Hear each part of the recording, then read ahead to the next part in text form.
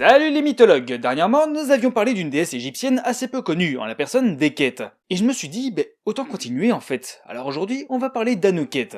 Anouket était à l'origine la personnification et la déesse du Nil, dans des régions comme Éléphantine et dans les régions voisines de la Nubie. Son temple a été érigé sur l'île de Séhei. Selon certaines versions, Anouket serait la fille du dieu à tête de bouc Khnum et de la déesse Satis. Étant à eux trois des personnifications du Nil, ils forment ce qu'on appelle la triade d'Éléphantine, dont le rôle était de réguler la crue du Nil. Les eaux de la crue annuelle entraient en Égypte en passant par Éléphantine, et à la 18e dynastie, la région devint le centre de culte des trois dieux. Anouket, la déesse des cataractes, sa mère Satis, la déesse guerrière du déluge ou de l'inondation, et de son père Khnum, le dieu de l'eau qui gardait et contrôlait les eaux du Nil.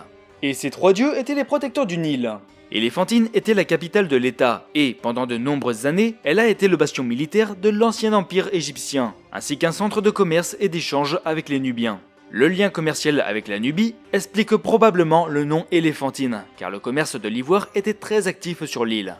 Comme l'inondation du Nil est ce qui nourrit les champs, elle a gagné son nom, qui signifie embrasser, dans le sens où le Nil embrasse les champs. Elle est alors aussi considérée comme une déesse de la fertilité.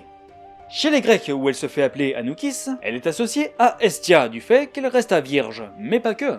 Anouket est également associée à Artémis, en rapport à ses talents de chasse. D'ailleurs, elle était souvent représentée accompagnée d'une gazelle, ou même avec une tête de gazelle, tout comme sa mère qui était représentée par une antilope. Pour ce qui est de son apparence, Anouket est souvent représentée avec l'anque dans sa main, ou bien le grand sceptre de papyrus. Elle serait coiffée d'une grande couronne à plumes d'autruche, ou alors avec des cornes de gazelle. Anouket était plutôt appréciée chez les Égyptiens pour le service qu'elle leur rend, et elle a même droit à une fête.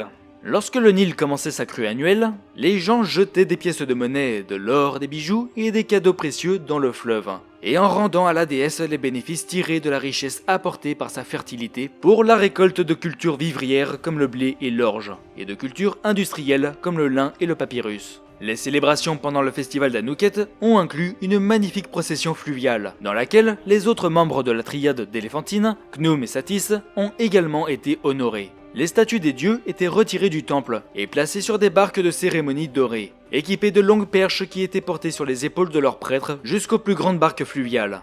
Les processions étaient composées de soldats égyptiens portant des étendards, de prêtres, de musiciens, de chanteurs et de danseurs. Cette vidéo se termine, je vous remercie d'avoir regardé et je vous dis à la prochaine. Salut!